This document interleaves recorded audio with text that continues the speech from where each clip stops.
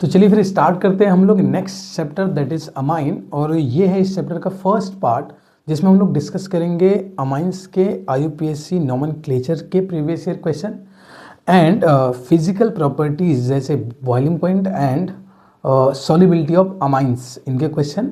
और इसी पार्ट में हम लोग डिस्कस करेंगे बेसिक स्ट्रेंथ ऑफ अमाइंस और उसके प्रीवियस ईयर क्वेश्चन। ठीक है, तो चलिए फिर बिना किसी देरी के स्टार्ट करते हैं हम लोग इस पार्ट को।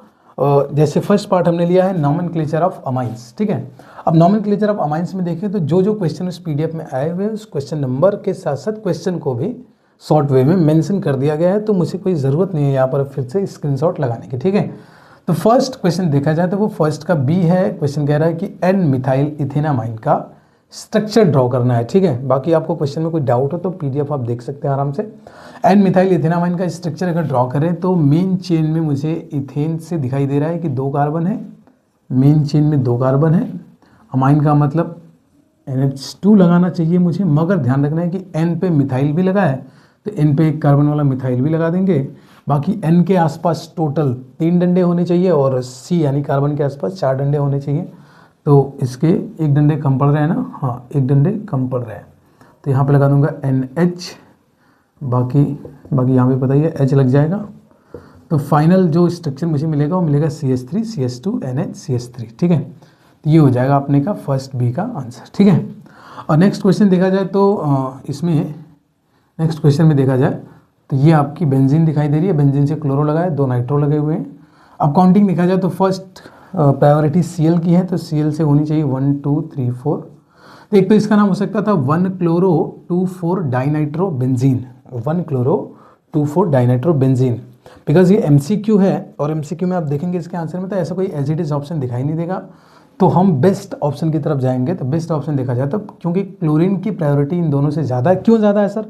अल्फ़ाबेटिकल ऑर्डर के हिसाब से। ठीक है, इसलिए क्लोरीन को बेंजीन से अटैच करके इस पूरी स्पीसीज़ का नाम मैं लिखूंगा क्लोरोबेंजीन, और इसके रिस्पेक्ट में 2 और 4 पे क्या हो जाएगा नाइट्रो, तो इसका नाम हो जाएगा 2,4 dinitro 2,4 dinitro chlorobenzene 2,4 dinitro chlorobenzene. इसका एक और नाम हो सकता था, वो नाम ये हो सकता था कि अगर आप क्लोरीन के रिस्पेक्ट में देखें तो 2 और 4 को हम ऑर्थो और पैरा भी कह सकते हैं, तो इस हिसाब से इसका एक नाम ये हो सकता था कि आर्थो पैरा डाइनाइट्रो क्लोरोबेंजीन। ठीक है, नेक्स्ट अगर थर्ड क्वेश्चन देखा जाए तो ये CH3 NH CH3 का ट्वाइस, इसका हमें IUPAC नेम लिखना है। ठीक है, इसको अगर मैं थोड़ा सा ओपन करूँ तो ये CH3 NH दिखाई देगा मुझे, और यहाँ से मुझे CH और CH से क्या दिखाई देंगे 2 CH3 दिखाई देंगे। अब मैं मेन चेन अगर देखूँ तो 3 कार्बन की मेन चेन मुझे दिखाई दे रही है, जिसमें सेकंड कार्बन पे क्या लगा है, सेकंड कार्बन पे अमीनो ग्रुप लगा है। अब अगर ये पूरा NH2 रहा होता ना, ध्यान से समझिएगा, अगर ये पूरा NH2 रहा होता तो इसका नाम हो जाता प्रोपेन 2 अमाइन। क्या नाम होता? Propane 2 amine. मगर इस पर एक साइड चेन मिथाइल लगा है, जो N पे लगा है, तो इसका नाम क्या हो जाएगा फिर? N पे अगर साइड चेन हो तो उसके एब्रिवेशन या उसकी लोकेशन N से ही दिखाते हैं, तो N मिथाइल, बाकी वही नाम जो हम सोच रहे थे, propane 2 amine, N methyl propane 2 amine. ठीक है, N methyl propane 2 amine. Next question देखा जाए तो CH3 का ट्वाइस है, N है, CH2 CH3 है। इसमें और N के आसपास देखा जाए तो 3 कार्बन की अलग अलग चेन लगी हुई है, तो इसमें जो सबसे लॉन्गेस्ट चेन होगी वही हमारी मेन चेन कहलाएगी। तो इसमें देखा जाए तो लॉन्गेस्ट चेन आपकी ये दिखाई दे रही है, 2 कार्बन की, काउंटिंग यहीं से करेंगे 1 2। इथेनामाइन होना चाहिए था ना, मगर 2 मिथाइल लगे, और दोनों मिथाइल किससे लगे हैं सर? N के साथ लगे हैं, तो इसका नाम क्या हो जाएगा? इसका नाम हो जाएगा N, dimethyl, N, dimethyl ethanamine, N, dimethyl ethanamine. Next वैसे इसका नाम देखा जाए इसका, तो इसमें भी N के आसपास 3 कार्बन की चेन है, एक कार्बन की है, और दो कार्बन की चेन लगी हुई है, तो मेन चेन किसी एक को ही मानेंगे, है ना। समझिएगा, मैं इसको ओपन नहीं कर रहा हूँ, बिना ओपन किए बता रहा हूँ, तो ध्यान से ज़रा समझिएगा कि इसमें से 1-2 कार्बन की चेन को मैं मेन चेन मान लूँगा, बाकी 2 को साइड चेन। किस 2 को? एक तो इसको और एक इसका जो पार्ट है, ये क्या है सर? मिथाइल है, और वो क्या है सर? इथाइल है। बाकी 1-2 कार्बन को मैंने मेन चेन माना तो उससे इथेनामाइन लिखूंगा, और N पे ही तीनों लगे हुए हैं, तो एक तो मेन चेन हो गया, बाकी 2 साइड चेन हो गए। तो साइड चेन में क्या क्या लगा हुआ है सर? इथाइल लगा हुआ है और मिथाइल लगा हुआ है। अल्फाबेटिकली किसको फर्स्ट आना चाहिए? इथाइल को आना चाहिए, जिसका नाम क्या हो जाएगा? N ethyl N ethyl then N methyl, N पे ही लगा है इथाइल और एन पे ही लगा है मिथाइल, और 2 कार्बन की चेन है तो हो जाएगा इथेनामाइन। इथेनामाइन अगर ये हो जाता है तो सेम यही क्वेश्चन कॉपी पेस्ट कर देंगे 21 ए में। नेक्स्ट इसका नाम देख लीजिए, और बेंजीन से लगा है नाइट्रोजन, अगर ये NH2 रहा होता तो बेंजीन अमाइन कहता या इसको एनिलीन कहता, मगर इसमें N पे ही क्या लगा हुआ मिथाइल और N पे ही क्या लगा हुआ इथाइल, तो इसका नाम हो जाएगा N ethyl, N ethyl, N methyl, है ना, N इथाइल N मिथाइल, और बेंजीन अमाइन बोलिए या फिर इसको एनिलीन बोल दीजिए, इसका नाम हो जाएगा N मिथाइल N इथाइल, या sorry N ethyl N methyl aniline, बाकी 21 एक कॉपी है। चलिए फिर नेक्स्ट पार्ट हम लोग स्टार्ट करते हैं इसका फिजिकल प्रॉपर्टी, जैसे कि बॉइलिंग पॉइंट एंड दूसरा आपका सॉल्युबिलिटी, ठीक है, boiling point and solubility of amines, ठीक है। तो चलिए स्टार्ट करते हैं। चलिए फिर स्टार्ट करते हैं हम लोग इसकी फिजिकल प्रॉपर्टीज, ठीक है। अच्छा, अगर फिजिकल प्रॉपर्टी में जो मेन कॉन्सेप्ट है, जो कोर कॉन्सेप्ट है, उसको अगर मैं 10 सेकेंड में डिस्कस कर लूँ तो कॉन्सेप्ट ये कहता है कि अगर मुझे ऑर्डर ऑफ बीपी लिखना हो, क्या लिखना हो सर, ऑर्डर ऑफ बीपी, किसका ऑर्डर सर, बॉइलिंग पॉइंट का, तो बॉइलिंग पॉइंट का ऑर्डर क्या हो जाता है, तो एक तो हो जाता है अमीन के लिए, एक तो हो जाता है कि अमीन की दूसरे के साथ अगर कंपेरिजन करें तो 2 ऑर्डर यहाँ पे ध्यान देना है। पहला ऑर्डर तो ये हो जाएगा कि ध्यान रखिएगा जब भी पीपी कंपेयर करते हैं तो कंपेरेबल मॉलिक्यूलर वेट वाले मॉलिक्यूल के ही बीपी कंपेयर करते हैं। तो अगर आप कंपेरेबल नंबर ऑफ कार्बन या मॉलिक्यूलर वेट वाले अमीन की बीपी को कंपेयर करेंगे एक दूसरे के साथ, तो जो ऑर्डर आता है वो आता है 1 degree is greater than 2 degree is greater than 3 degree. ये अमीन की है कि मतलब अमीन की कंपेरिजन अमीन के साथ ही कर रहे हैं।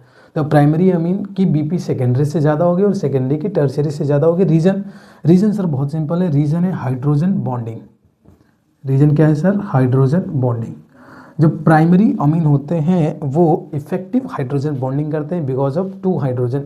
देन सेकेंडरी अमीन जो उससे थोड़ी सी पुअर बट टर्शियरी से बेटर हाइड्रोजन बॉन्डिंग कर पाते हैं because of presence of 1 hydrogen, and tertiary amine are not capable to form hydrogen bond because of absence of hydrogen atom directly attach to the nitrogen atom. मतलब tertiary amine के अंदर nitrogen से directly कोई hydrogen attach नहीं होता है, इसलिए ये हाइड्रोजन बॉन्डिंग करने में कैपेबल नहीं होता है। जबकि सेकेंडरी अमीन में एक हाइड्रोजन अटैच होने की वजह से वो ठीक ठाक हाइड्रोजन बॉन्डिंग कर लेता है, और सबसे बेटर हाइड्रोजन बॉन्डिंग अमीन के अंदर करता है आपका primary amine because of 2 hydrogen directly attach to the nitrogen atom, ठीक है। ये तो हो गया अमीन की कंपैरिजन अमीन के साथ। नेक्स्ट अगर अमीन की कंपैरिजन अदर मॉलिक्यूल के साथ करते हैं तो इसमें ऑर्डर मेरा यही चलेगा कि सबसे फर्स्ट पे आएगा मेरा कार्बोक्सिलिक एसिड, है ना, फर्स्ट पे क्या आएगा कार्बोक्सिलिक एसिड, देन आ जाएगा अल्कोहल, देन आ जाएगा मेरा अमीन। अल्कोहल के बाद क्या आ जाएगा amine, primary amine, secondary amine, tertiary amine यहाँ पे नहीं लेंगे, ठीक है। बेसिकली हमें जब कंपैरिजन कराई जाएगी तो इन्हीं 3 की कराई जाएगी। इन 3 के क्या आगे देखा जाए तो 2 ही की कराई जाती है। अच्छा, आपको पता है हाइड्रोकार्बन सबसे लीस्ट आता है, तो मैं इस कंपैरिजन में सेकेंडरी अमीन को तो रख सकता हूँ, मगर फिर भी कोई एरर ना हो इसके लिए मैं प्राइमरी अमीन को ही रखूँगा। उसके बाद देन आपका एल्डिहाइड आएगा, देन कीटोन आएगा, देन ईथर आएगा, देन आपका अल्काइल हैलाइड आएंगे, उसके बाद लास्ट में आपका क्या आएगा हाइड्रोकार्बन आएगा, ठीक है। तो ये ऑर्डर ऑफ बीपी हो गया। नेक्स्ट अगर सॉल्युबिलिटी की बात करूँ, है ना, दूसरा कॉन्सेप्ट थोड़ा सॉल्युबिलिटी के ऊपर हो सकता है।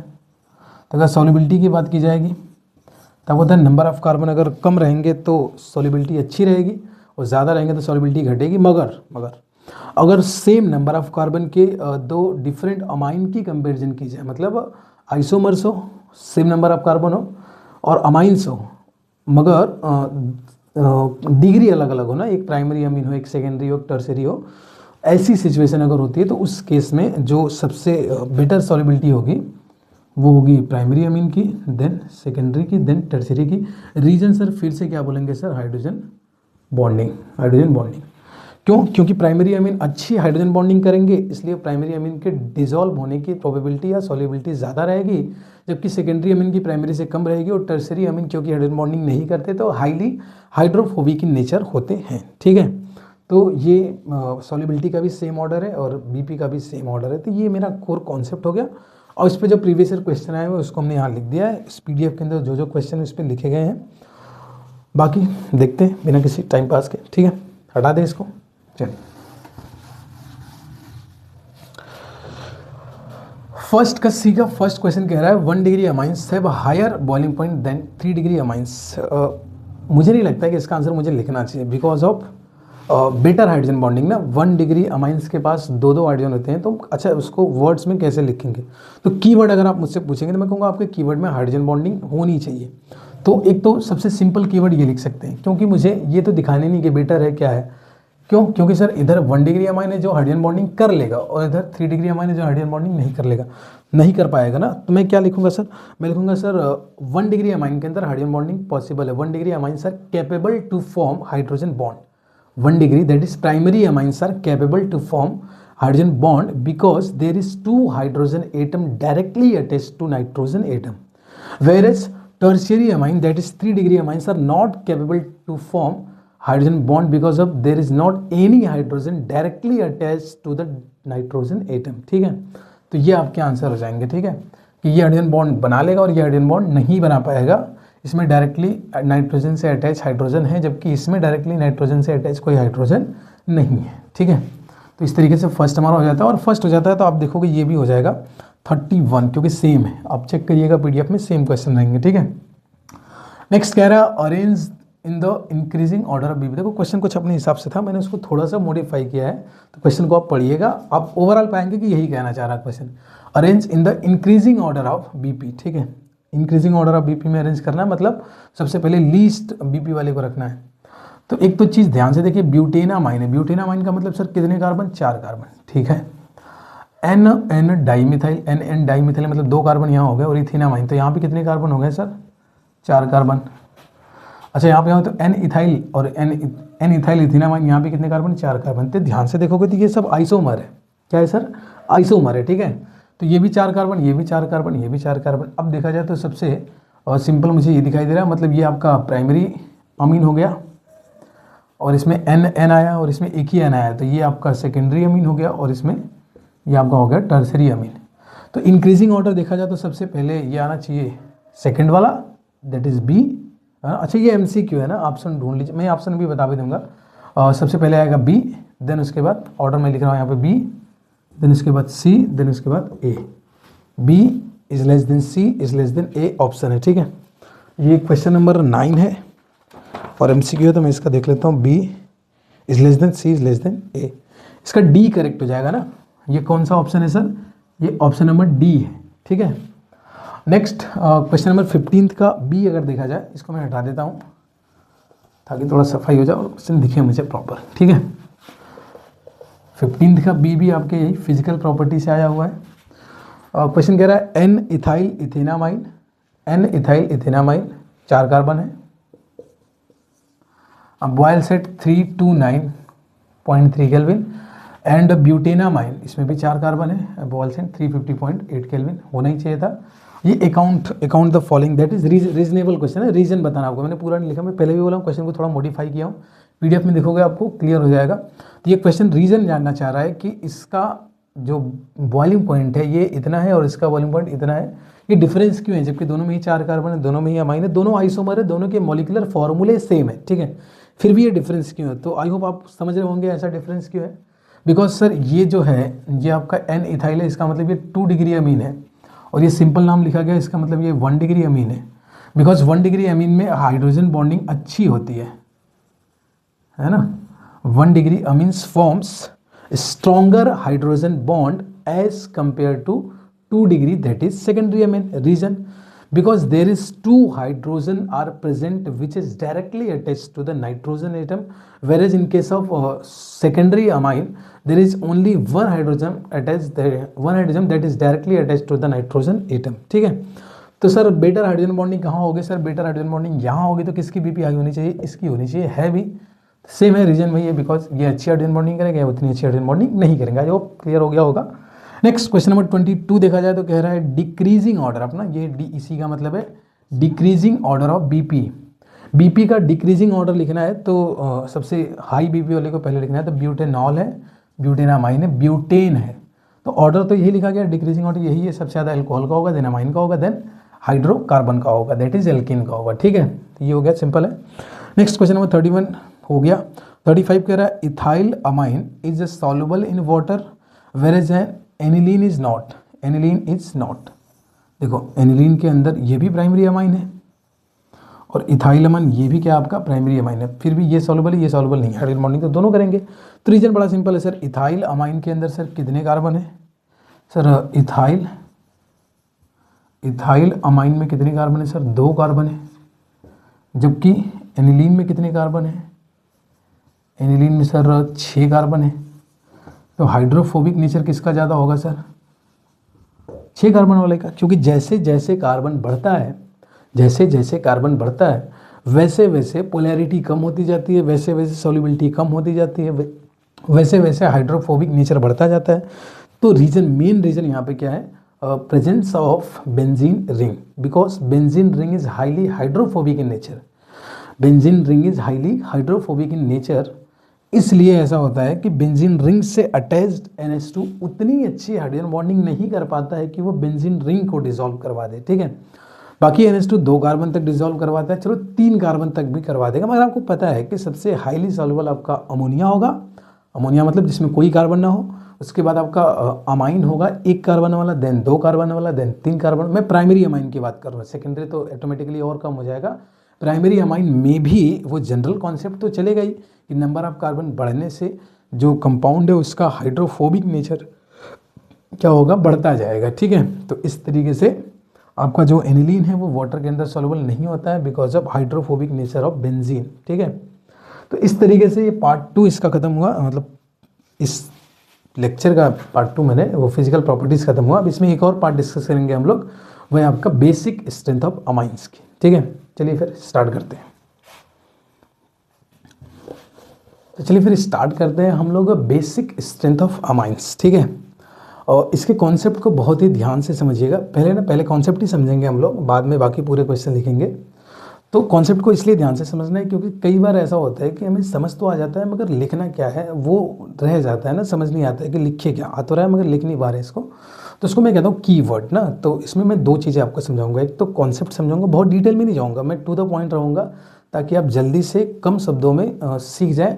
और साथ ही साथ मैं कीवर्ड डिस्कस करूँगा कि मुझे क्या लिखना है, लिखते समय ऐसा कौन सा वर्ड लिखूँ जो एग्जामिनर को इम्प्रेस करे, एग्जामिनर को अट्रैक्ट करे आपके आंसर की तरफ। ठीक है, तो चलिए फिर स्टार्ट करते हैं बिना टाइम पास के।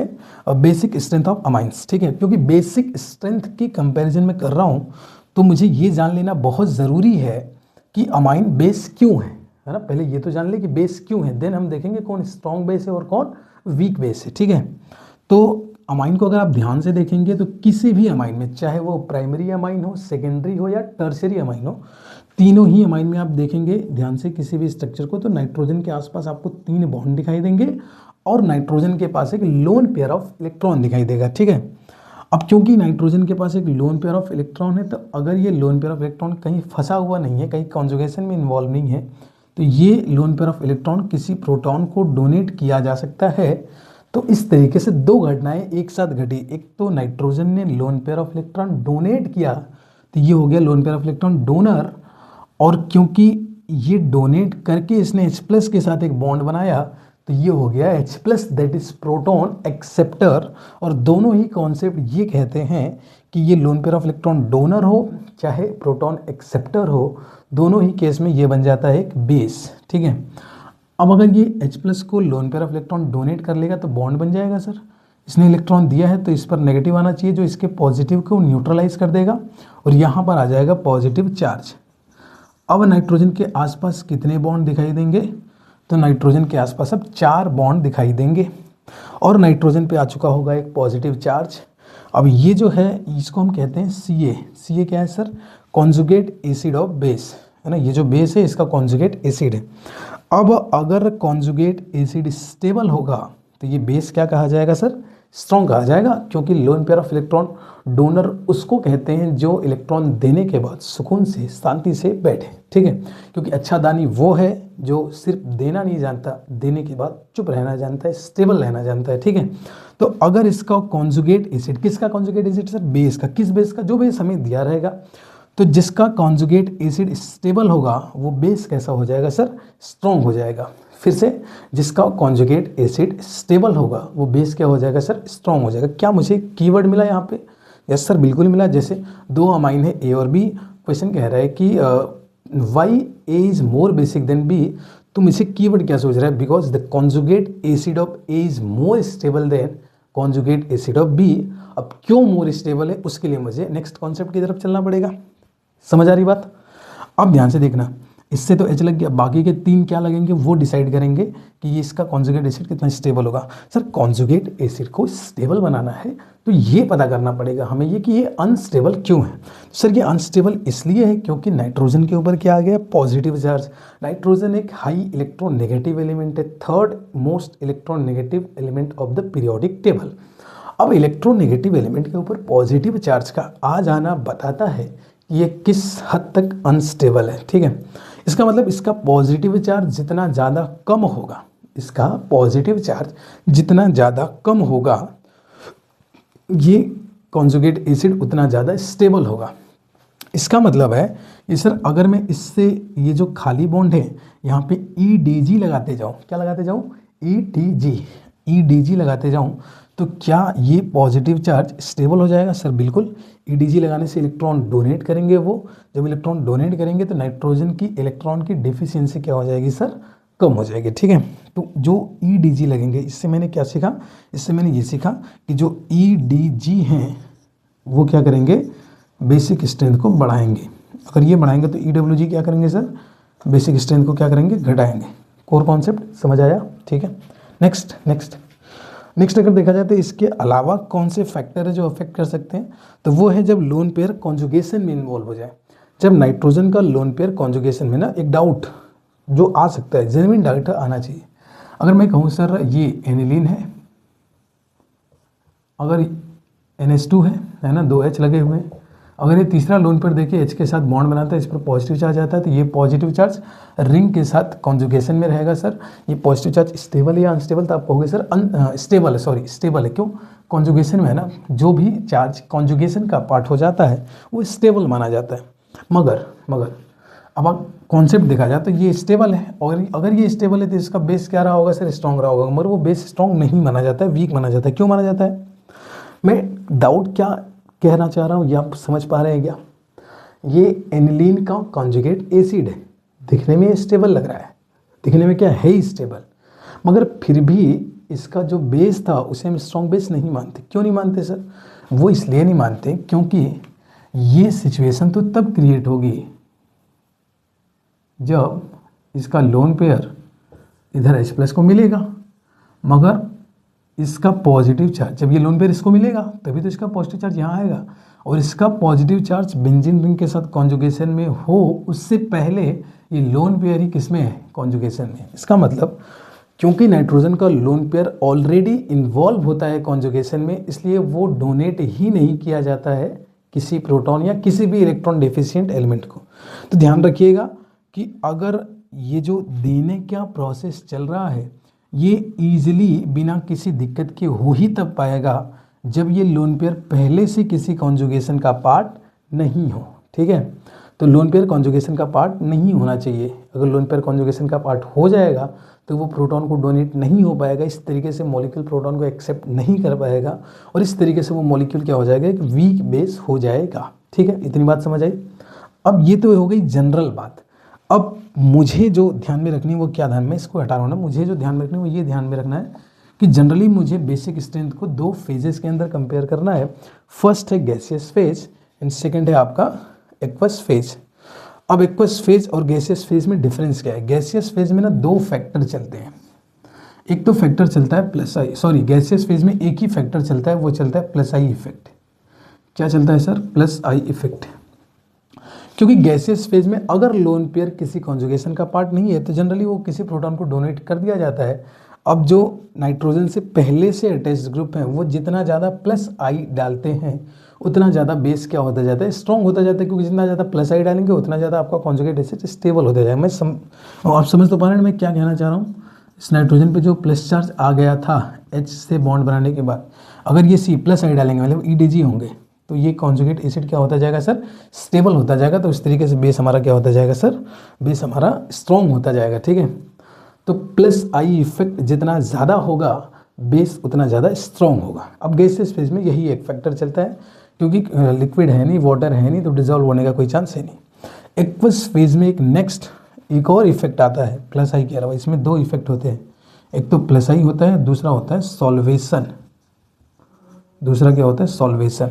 दोनों ही बेसिक स्ट्रेंथ को बढ़ाते हैं। सर कैसे बढ़ाते हैं, सर प्लस आई तो बढ़ाते हैं, समझ आता है। प्लस आई कैसे बढ़ाते हैं, प्लस आई का मतलब है ईडीजी इफेक्ट। ईडीजी ये देंगे तो नाइट्रोजन का पॉजिटिव चार्ज घटेगा, और घटेगा तो ये जो कॉन्जुगेट एसिड है ये स्टेबल होगा, और अगर ये स्टेबल होगा तो इसका बेस क्या कहा जाएगा सर, स्ट्रॉन्ग कहा जाएगा। प्लस आई वाला कॉन्सेप्ट समझ में आया ना समझ में। हमें समझना है सॉल्वेशन वाला इफेक्ट। सॉल्वेशन वाला इफेक्ट क्या है, सॉल्वेशन वाला इफेक्ट ये कहता है कि अगर वाटर के मॉलिक्यूल उसको डिजॉल्व कर दें, अगर कोई भी हो ना कॉन्जुगेट एसिड, मैं इस एसिड की बात इसलिए बात कर रहा हूँ क्योंकि मुझे बेस को स्ट्रॉन्ग दिखाना है। ध्यान ये रखना है कि वाटर का काम क्या होता है ना, कॉन्सेप्ट समझिएगा। वाटर का काम होता है रिड्यूस कर देना। क्या रिड्यूस कर देना, पॉजिटिव चार्ज होगा उसको भी रिड्यूस करेगा, नेगेटिव चार्ज होगा उसको भी रिड्यूस कर देगा, फोर्स ऑफ अट्रैक्शन को भी रिड्यूस कर देता है, फोर्स ऑफ रिपल्सन को भी रिड्यूस कर देता है। तो वाटर के अंदर ये प्रॉपर्टी होती है। सर इस प्रॉपर्टी का कुछ नाम होता है सर, वैसे केमिस्ट्री में तो कोई नाम नहीं देते हैं, लिखते हुए आपको लिखने की जरूरत भी नहीं। फिजिक्स में एक नाम आता है डाइलेक्ट्रिक। वाटर के अंदर डाइलेक्ट्रिक प्रॉपर्टी होती है जिससे वो रिड्यूस करता है फोर्स ऑफ अट्रैक्शन को, फोर्स ऑफ रिपल्सन को, नेट पॉजिटिव चार्ज को, नेट नेगेटिव चार्ज को, ठीक है। तो वाटर क्या करता है, डिजॉल्व करता है। और अगर इसको और आसान भाषा में समझना है तो पानी के मॉलिक्यूल उसको घोल लेंगे। घोल लेने का मतलब घुल मिल जाना। अब ये समझना जरा, नाइट्रोजन पर सर पॉजिटिव चार्ज आ गया है, यही उसकी तकलीफ है। ये तकलीफ जितनी कम होगी, ये तकलीफ कौन सी तकलीफ सर, नाइट्रोजन का पॉजिटिव चार्ज। नाइट्रोजन का पॉजिटिव चार्ज जितना कम होगा ये मॉलिक्यूल इतना स्टेबल होगा, और ये जितना स्टेबल होगा इसका बेस उतना ही स्ट्रॉन्ग होगा, ठीक है। अगर वाटर के मॉलिक्यूल इसको डिजॉल्व कर लेंगे अपने अंदर, घुल मिल जाएंगे इसके साथ, तो इसकी तकलीफ क्या हो जाएगी सर, कम हो जाएगी। क्यों, क्योंकि खुशी बांटने से बढ़ती है और तकलीफ बांटने से घटती है। तो वाटर के मॉलिक्यूल अगर इसके साथ डिजॉल्व हो जाएंगे ना, इसको सिचुएशन को जरा ना इमेजिन करिए कि एक नाइट्रोजन एटम है, इस पर पॉजिटिव चार्ज आ गया, वो अनस्टेबल हो गया, मगर वाटर के मॉलिक्यूल ने इसको घेर लिया। जैसे वाटर के मॉलिक्यूल ने घेरा और घुल मिल कर घेरा, ऐसा नहीं कि मतलब हाइड्रोफोबिक नेचर है इसका, घुल मिल गया उसके साथ। तो बिल्कुल वैसी कहानी कि आप दुखी थे और आपसे जो घुल मिल सकते हैं, यानी जो आपके फ्रेंड्स हैं, वो दोस्त हैं, वो मिलके आपको घेर रहे हैं, आपके आसपास इकट्ठा हो रहे हैं, तो उससे आपका जो पेन है, दुख है, वो क्या हो, बढ़ेगा या घटेगा? ऑब्वियस सी बात है सर, घटेगा, ठीक है। एक्सेप्शनल केस की बात नहीं करनी है। तो जनरली क्या होता है कि कोई भी मॉलिक्यूल है, मैं यहाँ पे फिर आप समझा दे रहा हूँ ना, भटकिएगा मत। यहाँ पे मैं कॉन्जुगेट एसिड को स्टेबल बना रहा हूँ क्योंकि मेरा टारगेट है बेस को स्ट्रॉन्ग करना। नहीं तो मैं जनरल बात करूँ तो वाटर के मॉलिक्यूल जिसको भी अपने अंदर डिजॉल्व करते हैं उसको क्या बना देते हैं सर, स्टेबल बना देते हैं। क्या बनाते हैं, स्टेबल। कोई भी पॉजिटिव चार्ज वाटर के अंदर जाएगा स्टेबल ही होगा अगर वो घुलेगा तब। नेगेटिव चार्ज भी वाटर के अंदर जाके स्टेबल ही होगा अगर वो घुलेगा तब। इसका मतलब सॉल्वेशन से स्टेबिलिटी बढ़ती है। किसकी बढ़ती है सर, सबकी बढ़ती है सर। जो भी डिसॉल्व होगा उसकी स्टेबिलिटी क्या होगी, बढ़ेगी। मगर मैं यहाँ पे इसकी बात कर रहा हूँ, इसका मतलब कॉन्जुगेट एसिड की भी सॉल्युबिलिटी क्या होगी सर, बढ़ेगी सर, बिल्कुल बढ़ेगी। तो दो इफेक्ट आ जाता है। अब इसमें इस एक्वस फेज के दो पार्ट हो जाते हैं, एक वो वाला आर जिसमें एक कार्बन और दूसरा वो वाला आर जिसमें एक से ज़्यादा कार्बन। पहले तो मैं इसका ऑर्डर लिख लूँ गैसेस फेज में, क्योंकि सिर्फ प्लस आई इफेक्ट देखना है। तो 3 degree is greater than 2 degree is greater than 1 degree order हो जाता है, बिकॉज 3 डिग्री में मोर ईडीजी मोर आई इफेक्ट लगता है, 2 डिग्री में लेस, और 1 डिग्री में सबसे कम आई इफेक्ट लगता है, ठीक है। उसके बाद आपके अमोनिया आ जाएंगे, अमोनिया वो 0 डिग्री में आ जाएगा। इसके अलावा इसमें अगर मैं बात करूँ फॉर आर विथ 1 कार्बन, तो 1 कार्बन में ऑर्डर हो जाता है 2 degree is greater than 1 degree is greater than 3 degree, जबकि इसमें ऑर्डर हो जाएगा 2 degree is greater than 3 degree is greater than 1 degree. एक तो याद करने का तरीका समझिए कि 2 डिग्री को आपको सबसे ज़्यादा रखना है। क्यों ज़्यादा रखना है अभी मैं बताऊंगा। अभी याद करने का तरीका देखिए, 2 डिग्री को सबसे ज़्यादा रखना है, ये याद कर लीजिए। किस में सर, एक्वस फेज में, ठीक है। उसके बाद आर 1 कार्बन वाला आर है और ये 1 से ज़्यादा है। सर कौन सा आर बड़ा लग रहा है सर, ये वाला आर, नीचे वाला आर सर बड़ा लग रहा है और ऊपर वाला आर क्या लग रहा है, छोटा। तो ये क्या स्मॉल आर है और ये क्या बिग आर है। तो स्मॉल आर के लिए स्मॉल नंबर देखिएगा और बिग आर के लिए बिग नंबर। अब 2 के बाद बचा क्या है, 1 और 3 बचा है, उससे छोटा नंबर बनाना है 213 बनेगा और बड़ा नंबर बनाना है तो 231 बनेगा। तो 213 231 यही ऑर्डर रखना। 213 छोटा नंबर है छोटे आर के लिए, एक कार्बन वाले आर के लिए। 231 बड़ा नंबर है तो बड़े आर दैट इज एक से ज़्यादा कार्बन वाले आर के लिए चलेगा। अब मैं ये समझ लेता हूँ कि ऐसा क्यों है, ठीक है। तो अगर मैं प्राइमरी अमीन की बात करूँ तो प्राइमरी अमीन में क्या है, एक कार्बन लगा होगा, बाकी नाइट्रोजन से 2 हाइड्रोजन लगे होंगे, तो सॉल्वेशन बहुत अच्छा है। सॉल्वेशन क्या है सर, बहुत अच्छा है, मगर प्लस आई इफेक्ट क्या है, पुअर है।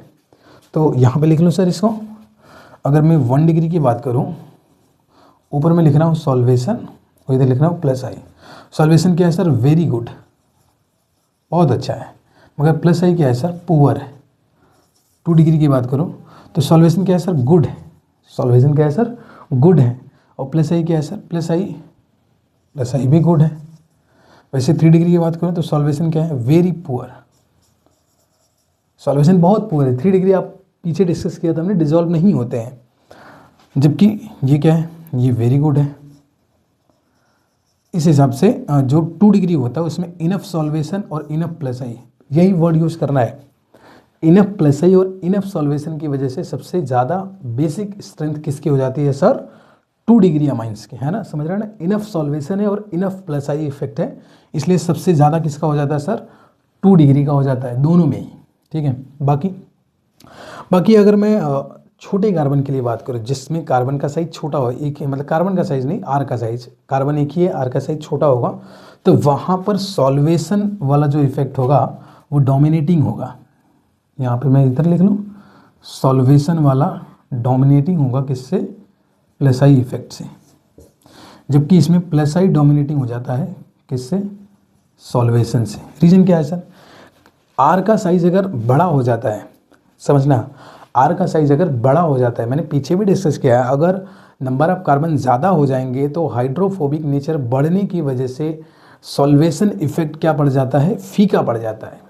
आर का साइज अगर बड़ा होगा तो उसकी सॉल्युबिलिटी ऑटोमेटिकली कम हो जाएगी, भले वो हाइड्रोजन बॉन्डिंग कर रहा हो नहीं कर रहा हो, क्योंकि सिर्फ एक हाइड्रोजन बॉन्डिंग से बड़े बड़े चेन को डिसॉल्व नहीं किया जा सकता।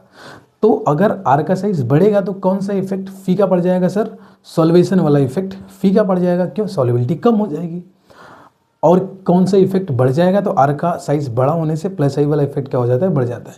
इसलिए जहाँ पर आर छोटा होता है वहाँ पर सॉल्वेशन डोमिनेटिंग फैक्टर होता है, और जहाँ पर आर बड़ा होता है वहाँ पर प्लस आई डोमिनेटिंग होता है। मैं इसको रट्टा नहीं मारने को कह रहा हूँ, समझा रहा हूँ कि प्लस आर का साइज बड़ा होगा तो बड़ा होने से कौन सा फैक्टर काम नहीं करेगा सर, सॉल्वेशन वाला। क्यों नहीं काम करेगा सर, इसलिए नहीं काम करेगा क्योंकि आर का साइज बढ़ने से सॉल्युबिलिटी घटेगी। आर का साइज बढ़ने से सॉल्युबिलिटी घटेगी, तो वहाँ पर प्लस आई वाला डोमिनेटिंग हो जाएगा। और अगर आर का साइज छोटा रहेगा तो सॉल्युबिलिटी अच्छी खासी रहेगी, तो सॉल्वेशन वाला इफेक्ट क्या रहेगा सर, डोमिनेटिंग रहेगा। अब सॉल्वेशन को डोमिनेटिंग माना जाए तो सॉल्वेशन के हिसाब से 1 डिग्री अच्छा है, और प्लस आई को अगर माना जाए डोमिनेटिंग तो 3 डिग्री अच्छा है। इसलिए जहाँ प्लस आई डोमिनेटिंग वहाँ 2 3 1 हो जाता है, और जहाँ सॉल्वेशन डोमिनेटिंग वहाँ 2 1 3 हो जाता है। आई होप ये कॉन्सेप्ट आपको क्लियर हुआ होगा, और कीवर्ड्स भी क्लियर हुए होंगे, है ना। कीवर्ड्स, क्या कीवर्ड है सर, 2 डिग्री वाला सबसे ज़्यादा क्यों है सर, 2 डिग्री वाला सबसे ज़्यादा इसलिए क्योंकि यहाँ पर इनफ प्लस आई है और इनफ सॉल्वेशन है।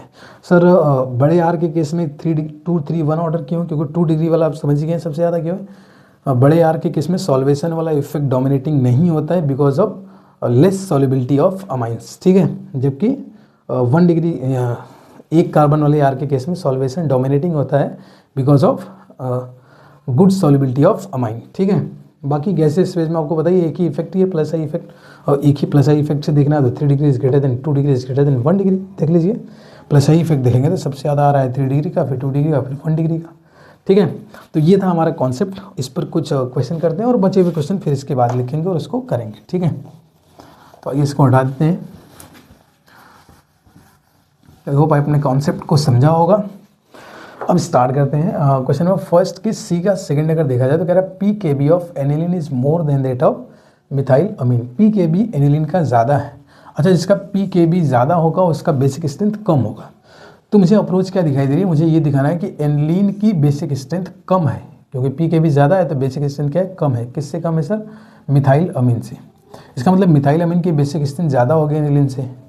तो रीजन सर बड़ा साफ है, जो एनिलीन है उसमें जो नाइट्रोजन का लोन पेयर है उस वो कॉन्जुगेशन में इन्वॉल्व होने की वजह से वो इजीली डोनेट नहीं किया जा सकता। The lone pair of electron of nitrogen can not be easily donated in case of aniline because that is involve in conjugation with benzene ring. ठीक है, नाइट्रोजन का लोन पेयर बेंजीन रिंग के साथ conjugation में involve होने की वजह से एनिलीन के केस में ये डोनेट हो पाना मुश्किल हो जाता है, इसलिए ये वीक बेस हो जाता है एज कम्पेयर टू मिथाइल अमीन, इसलिए इसका पीकेबी क्या हो जाता है सर, ज़्यादा हो जाता है। ठीक है, नेक्स्ट क्वेश्चन नंबर 11 आपका असर्शन रीजन वाला क्वेश्चन है, इसलिए इसको मैं यहाँ पे क्वेश्चन को यहाँ पे स्क्रीन पे लगा देते हैं, बाकी मैं असर्शन रीजन यहाँ से पढ़ के बता देता हूँ क्या है। क्वेश्चन नंबर 11 और असर्शन का स्टेटमेंट कह रहा है कि tertiary amines are more basic than corresponding secondary and primary amines in gaseous state. सही बात है, गैसियस स्टेट में टर्शियरी सबसे ज़्यादा बेसिक हो जाते हैं as compare to secondary and primary से। रीजन कह रहा है tertiary amines have 3 alkyl group which causes plus I effect. ये भी सही बात है और सही एक्सप्लेन भी कर रहा है, ऑर्डर अभी भी मिले तो प्लस आई इफेक्ट ही रीजन होता है, तो इसका ऑप्शन हो जाएगा A. Both assertion and reason are correct and reason is the correct explanation of assertion. ठीक है, नेक्स्ट अगर देखा जाए तो क्वेश्चन नंबर 13 है जो कि बेसिक स्ट्रेंथ ऑफ अमाइन से आया गया है। कह रहा है increasing order of basic strength in aqueous solution. ये चीज़ ध्यान रखनी है आपको, ऑर्डर लिखते समय हमेशा एक्वस सोल्यूशन बोला है और ये एक कार्बन वाला मिथाइल है, तो मतलब आर है, तो मैं ऑर्डर क्या लिखूंगा सर 213। तो आई होप आपको समझ आया हो, है ना, यही ऑर्डर रहेगा सर। फिर कह रहा है increasing order of basic strength in gaseous phase. Gaseous phase में तो ऑर्डर यही रहता है 3, 2, 1, है ना। गैसियस फेज में ऑर्डर क्या होता है सर 3, 2, 1, तो लिख लेंगे ना। अच्छा ये हो तो जाएगा ना ये वाला, और सबसे ज़्यादा इंक्रीजिंग ऑर्डर लिखना है ना, इंक्रीजिंग ऑर्डर लिखना है तो और सबसे लास्ट में जाएगा आपका 3, मतलब सबसे लास्ट में जाएगा ये, सबसे पहले आएगा ये, सबसे पहले इसको लिखेंगे, देन किसको लिखेंगे 1 वाले को, दैट इज इसको, देन किसको लिखेंगे सर, इसको लिखेंगे, है ना, समझ रहे हैं ना।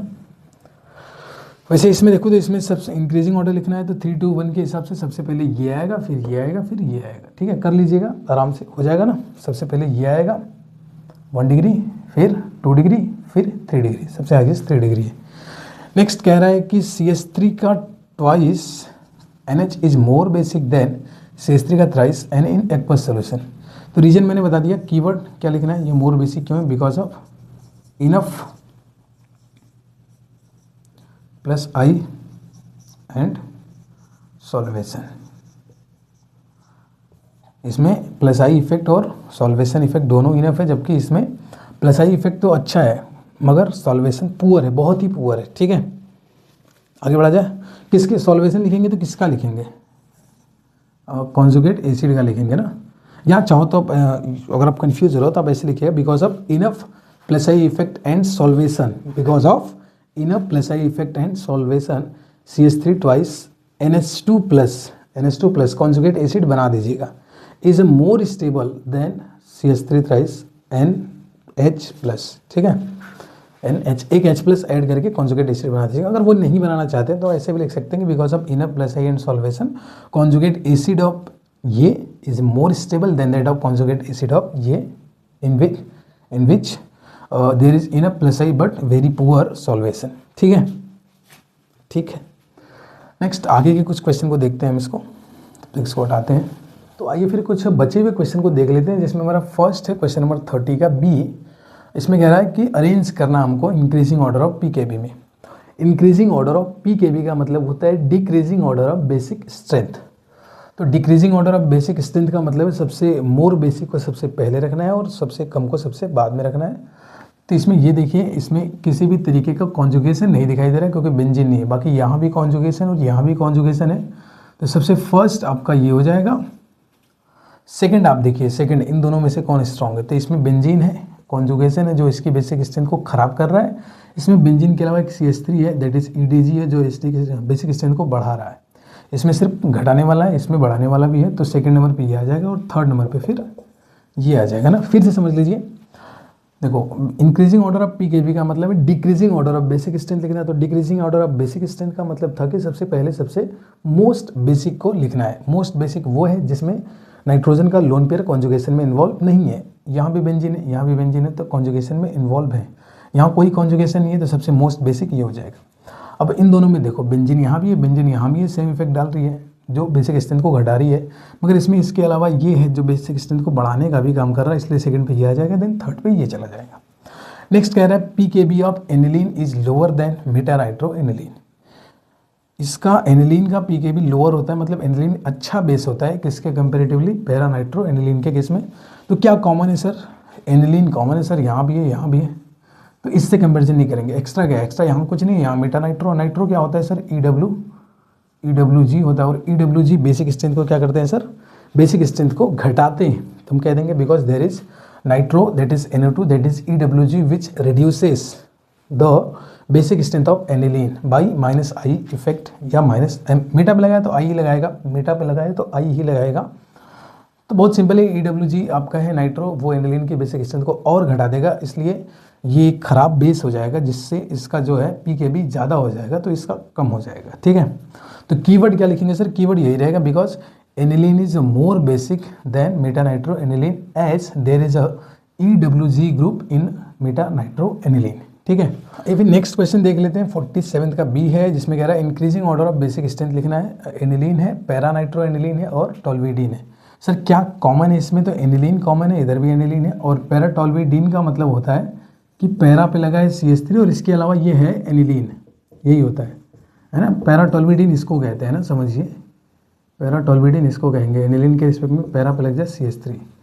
ये हमारा है पैरा नाइट्रो, तो एनिलीन तो कॉमन ही है, नाइट्रो लग गया है, और ये सिर्फ एनिलीन है, ये तो बीच में ही आएगा सर, ये बीच में ही आएगा। बीच में आने का मतलब ये तो सेकंड पोजीशन ही आएगा, बस इसमें फर्स्ट और थर्ड डिसाइड कर लीजिए।